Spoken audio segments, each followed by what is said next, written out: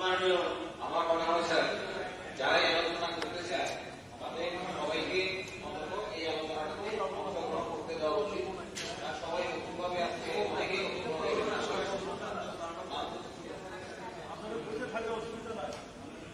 I have called panel of chairman with the following numbers for the period until a new panel of chairman.